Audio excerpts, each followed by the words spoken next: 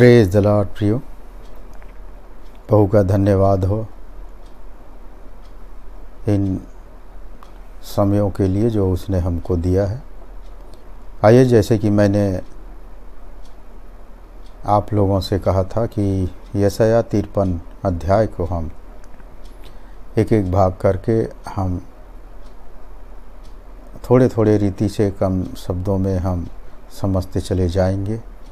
और जैसा कि यशायाह 53 अध्याय में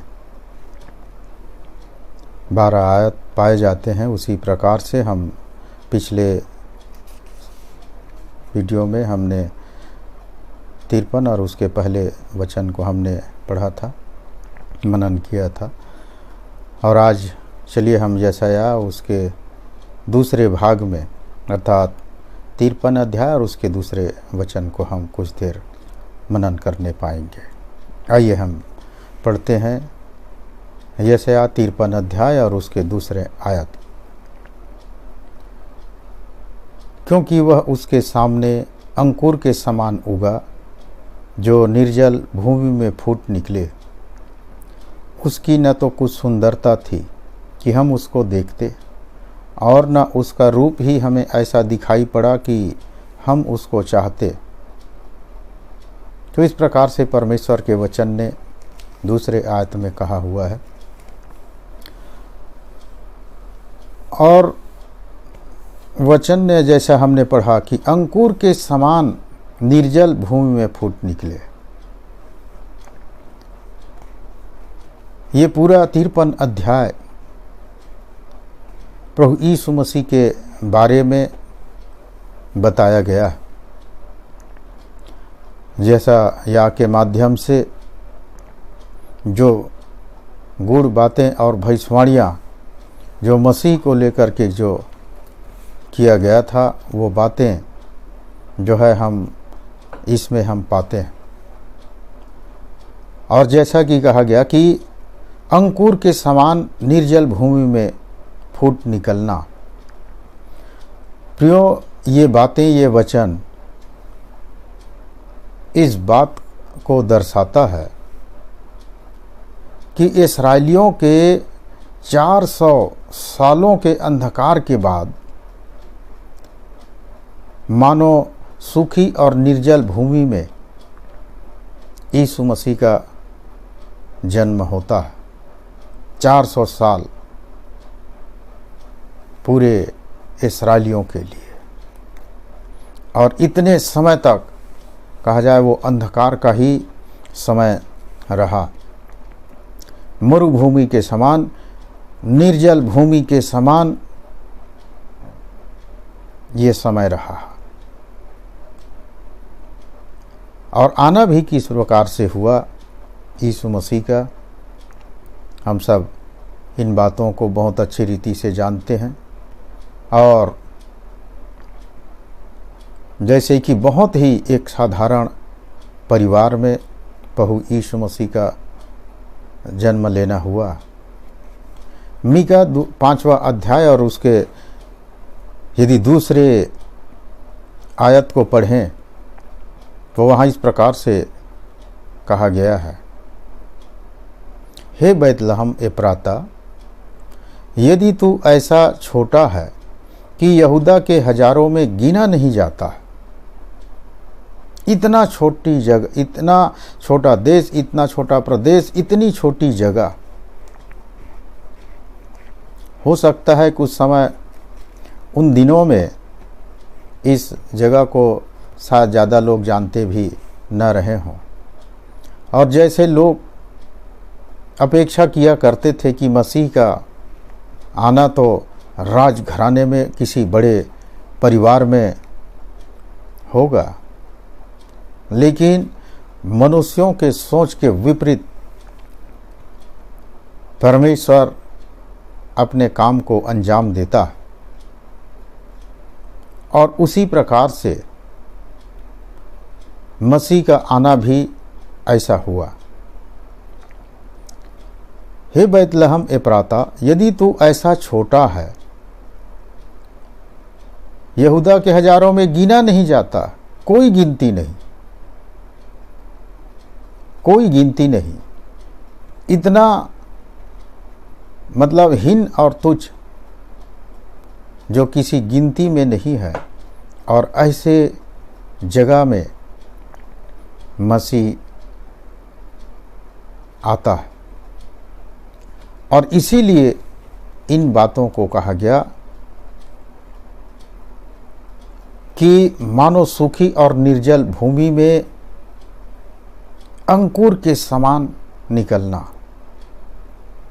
अंकुर के समान, जैसे यशायाह 11 अध्याय पहले आयत में इस प्रकार से वचन ने कहा, तब ईसाई की ठूंठ में से एक डाली फूट निकलेगी और उसकी जड़ में से एक शाखा निकलकर फलवंत होगी। यशायाह ने भविष्यवाणी की इन बातों के लिए कि किस प्रकार से यीशु मसीह का आना होगा और वो कैसे बढ़ता है, वो अंकुर के समान वो छोटा सा एक पौधा कैसे बढ़ता। यदि लूका 2:40 आयत को पढ़ेंगे तो वहाँ पर कहा गया, और वह बालक वो अंकुर के समान जो था, और वह बालक बढ़ता और बलवंत होता और बुद्धि से परिपूर्ण होता गया और परमेश्वर का अनुग्रह उस पर था। और लूका 2:52 वचन में कहा, और यीशु बुद्धि और डीलडौल में और परमेश्वर और मनुष्यों के अनुग्रह में बढ़ता गया। और इस प्रकार से ईसाई की ठूंठ में से एक डाली फूटकर निकली और जड़ में से एक शाखा निकलकर यीशु मसीह के रूप में वो फलवंत हुआ।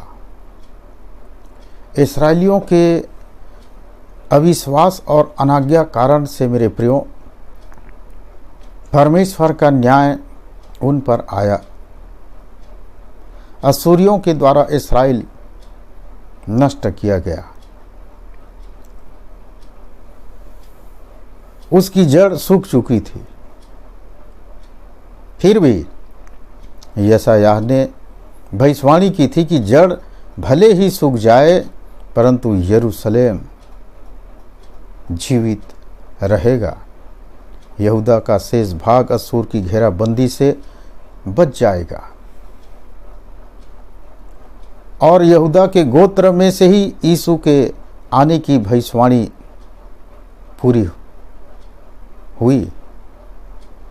जब हम यीशु मसीह की वंशावली को पढ़ते हैं तो ये सारी बातें जो हम इस समय वचन में पढ़ रहे हैं वो कैसे पूरी हुई, इन बातों को हम जानते और समझते हैं प्रियो, उसकी पूरी वंशावली के बारे में। और वचन ने कहा यशायाह 53:2 में, उसकी न तो कुछ सुंदरता थी कि हम उसको देखते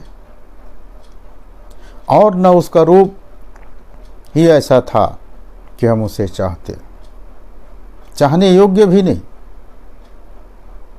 वो इस बात को दर्शाता है यीशु मसीह के साथ इतनी बर्बरता की गई, कोड़े से मारे गए, भाले से छेदे गए, हाथों पैरों में कीले, कांटों का मुकुट, थप्पड़ों से मारा गया, कई प्रकार से हंसी किया गया, उसका मजाक उड़ाया गया, लहूलुहान पूरा उसका देह जो है, इतनी बर्बरता, इतना भयानक दंड, इतनी भयानकता जो कभी किसी के साथ नहीं हुआ था। और इन सारी बातों के द्वारा वो इतना कुरूप हो चुका था कि उसकी सुंदरता तो क्या, मनुष्यों के जैसे भी नहीं जान पड़ता था। इतना कुरूप। और इसीलिए कहा गया उसकी न तो कुछ सुंदरता थी कि हम उसको देखते। इतने भयानक दुख, इतने दुखों और पीड़ाओं को हमारे लिए उसने सहा। और आज जब हम इन वचनों को जब हम पाते हैं प्रियो, पढ़ते हैं इस लैंड के दिनों में, इन बातों को हम स्मरण रखें कि कैसी पीड़ाएं, कैसा दर्द, वो भयानक बातें हमको जब वचन पढ़ते हैं तो हम यूं ही पढ़कर हम निकल जाते हैं। लेकिन इसकी जो गहनता है वो हमारे समझ से बिल्कुल परे है। और वो सिर्फ यीशु मसीह ने हमारे लिए किया, हमको बचाने के लिए किया। और इस प्रकार परमेश्वर के वचन ने कहा कि न उसका रूप ही हमें ऐसा दिखाई पड़ा कि हम उसको चाहते, चाहने वाली ऐसी कोई बातें ही नहीं दिखाई दे रही थी उन दिनों में उसके अंदर। और यही बातों को यशायाह ने इस अध्याय में दूसरे आयत में इस वचन को बताया। मेरे प्रियो, इन दिनों में जब हम उपवास और प्रार्थना में चल रहे हैं, इन बातों को गहराई से समझें। जो कीमत जो इस संसार का कोई मनुष्य नहीं चुका सकता था, उन बातों को उसने, जो पाप का दंड हमें मिलना चाहिए था, मनुष्यों को मिलने चाहिए थे, उसको मसीह ने अपने ऊपर लिया प्रियो। और इसलिए आइए हम उसके सामने झुकें, अपना जीवन हम प्रभु को समर्पित करें, ताकि हमारा आत्मिक ये जो यात्रा है, ये जो स्वर्गीय यात्रा हम सब मसीह जो कर रहे हैं, वो सफल हो सके।